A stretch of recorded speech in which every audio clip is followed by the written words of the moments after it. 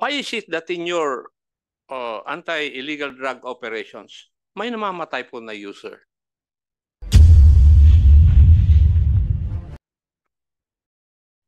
Were you operating against them also?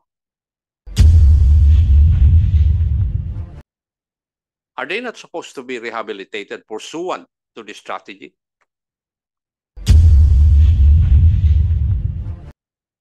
Users are supposed to be considered as victims, and they are supposed to be rehabilitated, not killed. I will only have a few questions from the PNP.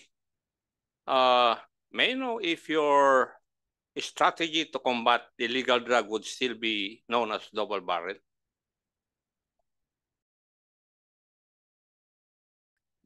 Mr. Chair, if we're going to refer with the CMC, still we have the campaign double barrel finale version, that is 2022.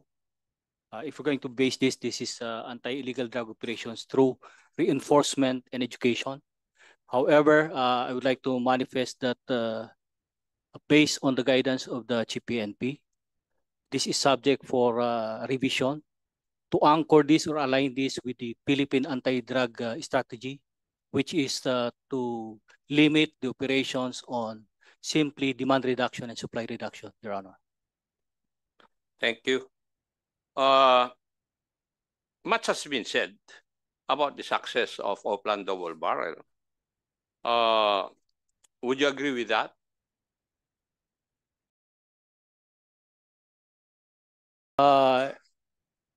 If we're going to refer with the data, Your Honor, of course, if we're going to see the figures, there is certain level of success when we talk about operations against illegal drugs or double barrel, Your Honor.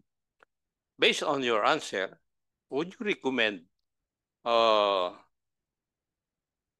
continuation of Oplan barrel, double barrel? Your Honor, please answer my question. Would you recommend? No more, Your Honor. No more. May I know your reason why?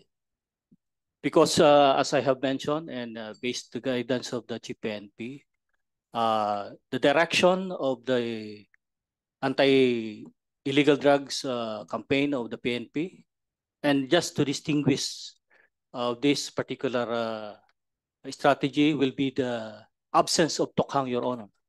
In the current CMC right now, we have eliminated the tokhang, the project lower barrel, as we say it, and we have now concentrated on high-value individuals and street-level individuals. And following the statement of the GPNP, this has now become the basis of performance monitoring and evaluation, because all or campaign against illegal drugs will now be gauged based on the baseline of respective PROs, Your Honor. Now, your illegal drug bypass operations, what parallel does it fall under? Excuse me, Your Honor, bypass operation and your men in the field are conducting illegal drug bypass operations left and right. Now, under what barrel does this fall? This is with respect to the project high-value targets, Your Honor. Project high-value targets. If we are going to refer with the old CMC, but I have mentioned that we are now following the ADORI, or now the guidance of the GPNP. We are limited to high-value individuals and street-level individuals, undertaking operations against them through bypass operations, search warrant operations. I don't see that in your report. For those number of people who died in police operations under drug lords, you have only neutralized 21. So, are you trying to tell me that there are only 21 high-value targets insofar as the illegal drugs operations of syndicates are concerned? No, Your Honor, because as I have mentioned, we still have the watch list. That's why Yes, I'm telling you, if I compare that data with the number of pushers neutralized, you have 7,173. Your Honor, we have what we call now as drug-related data, integration I'm generation looking system. at your data submitted to this committee. I did not invent this data. These are your data, not mine. Yes, Your So Honor. I'm asking you why. You said you're concentrating on high-value targets, but your records show your dismal performance insofar as running after drug lords is concerned. Well, if that is the report of coming from the field, Your Honor, that is the basis of accomplishment This report is also. the report of Camp Crame submitted to this committee. Again, Your Honor, that is part of the performance evaluation of all the PROs, and campaign against illegal drugs is just one of the parameters. Just an unsolicited recommendation, General Salvador. Maybe it is high time for the PNP to change the name of your O plan. Precisely, Your Honor. It is already obnoxious. Yes, Your Honor. Yes. In fact, if I may add, Your Honor, the Chief PNP has already pronounced that we will just simply limit the campaign against illegal drugs on the anti-drug strategy of the Philippines. That is, And would your new strategy stop the illegal anti-illegal drug bypass operations conducted by members of the PNP? I'm asking this question, General Salvador, simply because in the Committee on Public Works, Public Order and Safety, napakarami na po namin iniimbestigahan na mga bypass operations conducted by PNP personnel wherein they commit crimes already to come up with their accomplishments or achievements. siguro, Your Honor, bypass operations part ng tinatawag nating mode of operations by the PNP. Pero kung merong nagbabiolate ng operational procedure, I guess it is practically also the obligation of the PNP to investigate these people. And if they are accountable, we can always file charges against them.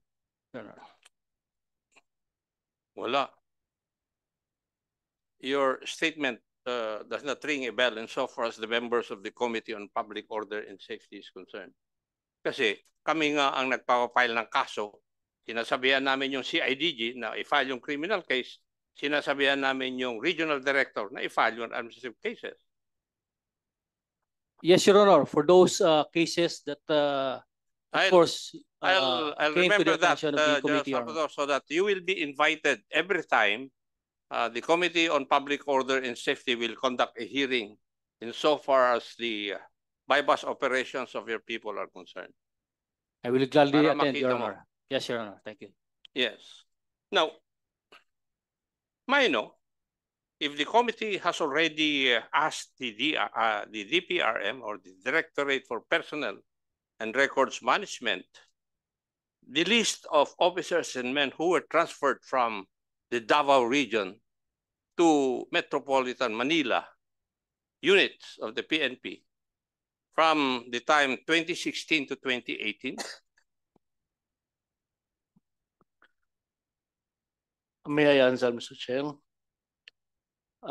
So far, Mr. Chair, there was no question about. There is no question yet. There's no request of the committee. Yes, Mr. Chair. Mr. Chair, may I move that we secure a copy of the list of officers and members of the PNP who were transferred from the Davao region to Metropolitan Manila during that time. There is a motion made by Congressman Ako. Is there a second? Huh? Move seconded. 2018. No objection. It was approved. Mr. Chair, can I just ask a clarification? The period covered of the request, what year? 2016 to 2018. Thank you, Mr. Chair. Thank you. If you look at the data of the PDEA, may I ask General, how many operations did PDEA conduct from July 1, 2016 to June 30, 2022?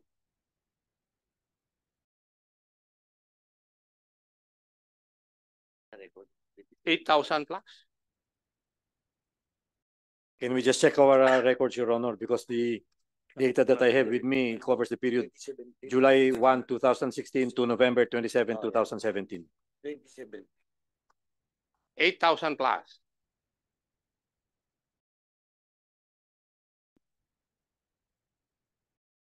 Sir, the period covered Yes. is July 1, 2016 to November 27, 2017. Yes, sir. Number of operations is, I think, more than 8,000 plus, if I remember it right. 8,146, Your Honor. Yes, and I think the number of persons who died, 57 ba? 57, Your Honor. Oh, 57. Kung ikukumpara ko po sa operations ng police from July 1 to December 31, 2016, ang namatay po ay 1,407. From regions 1 to NCRPO, including CIDG and PDEG. Bakit po kaya? Sino sasagot po sa inyo? PDEA or the police?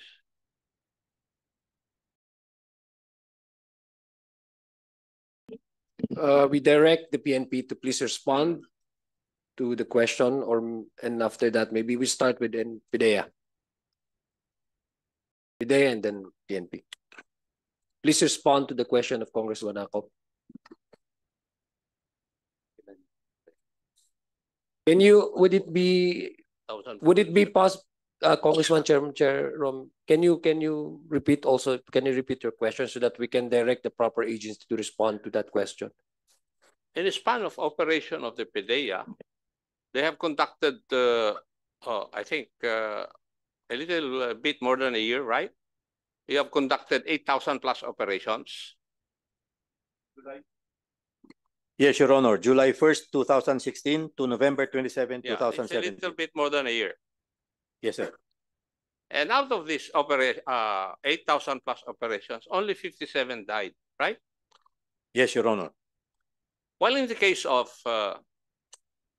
the PNP, from July 1 to December 31, 2016, matter of 6 months, ang namatay po ay 1,407, covering regions 1 to Pro Cordilleras, including NCRPO, Criminal Investigation Detection Group, and PDEG.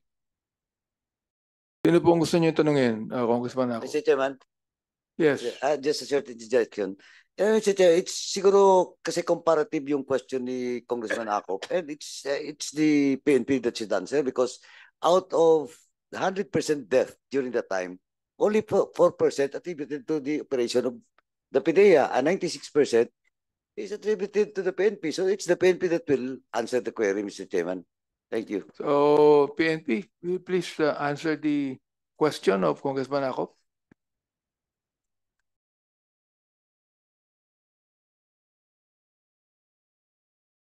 Will you please repeat the question, Congressman Akop? Mr. Chair, I believe, Might be able to hear. Mr. Chair, if I may intervene. Mr. Chair, I believe the document that Congressman Akop was referring to is submitted by the PNP. Yes. So I guess it's the PNP who should answer that question.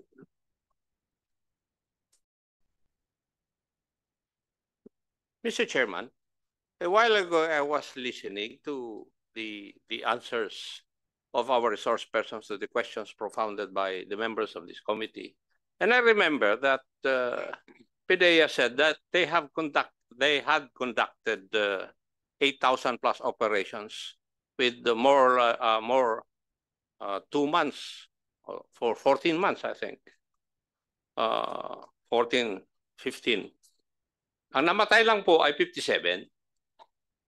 Pero yung police, from July 1 to December 31, 2016, a matter of 6 months, their report does not contain the number of operations they have conducted, but it contains the number of persons who died because of their operations. It numbered 1,407. My question is, why, Mr. Chairman?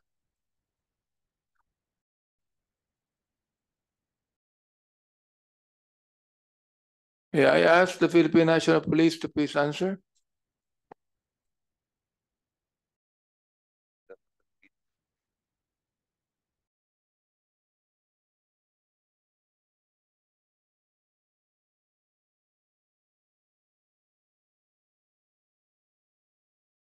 Are you going to answer my question?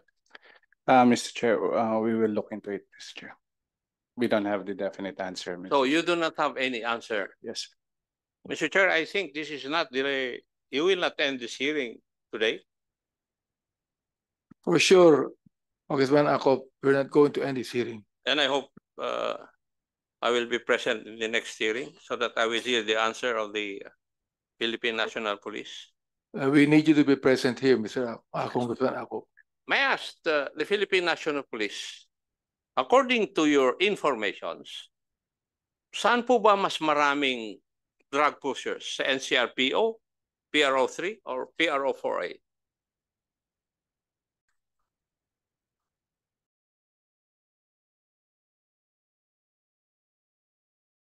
Your Honor, that will be dependent on the watch list, Your Honor. If we're going to be an intel-driven operations, that's always anchored on the baseline. And for each PROs, they do have their own watch list. And that watch list normally is generated through the BADAC.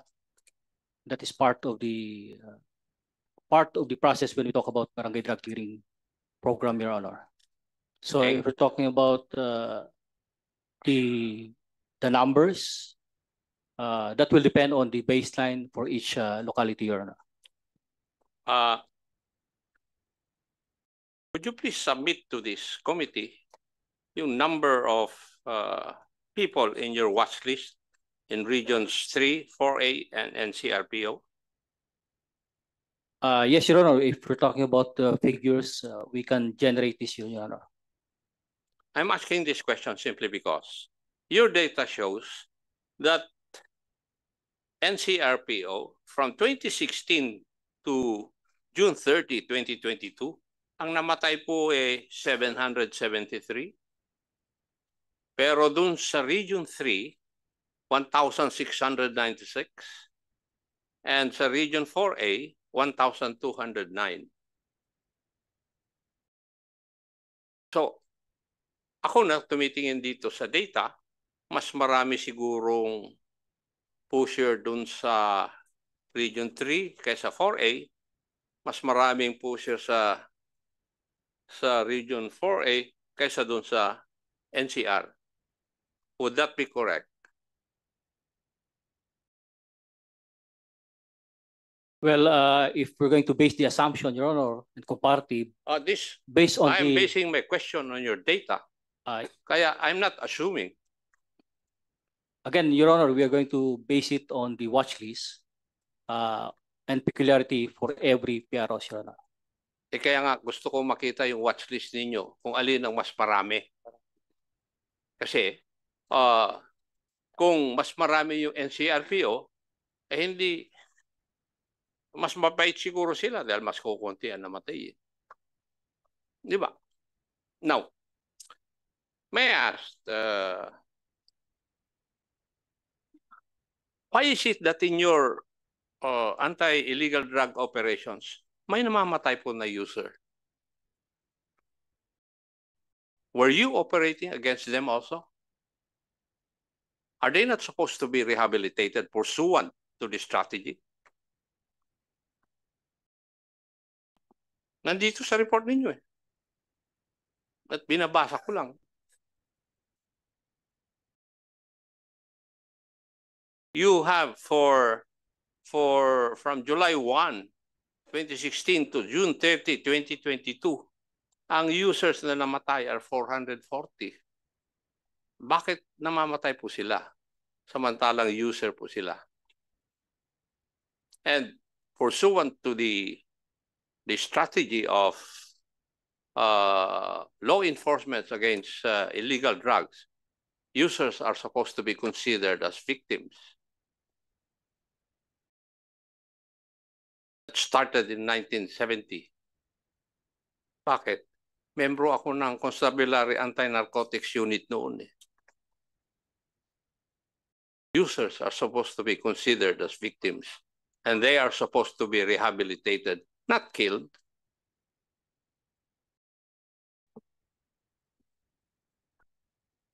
Mr. Chairman, hindi na po ako magpapatuloy. Hindi naman po nila nasasagot yung aking katanungan eh.